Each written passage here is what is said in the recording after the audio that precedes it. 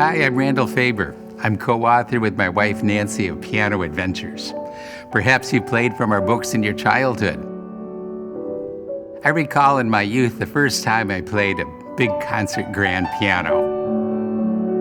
It was powerful, but at the same time intimidating because that piano was so much bigger than me. Well, over the years of conquering the instrument, I found a different type of power, and that's the power of expression. I imagine you browse videos online. In fact, that celebrates your interest in piano, your spark of passion even for the piano. But the difficulty is in finding a path and sustaining progress. What is your next step, and what is the next step after that? And this is where Piano Adventures could really be helpful. Please subscribe to our YouTube channel and feel free to share it with students and friends. And if you want to be notified of our next video upcoming, please hit the notification bell.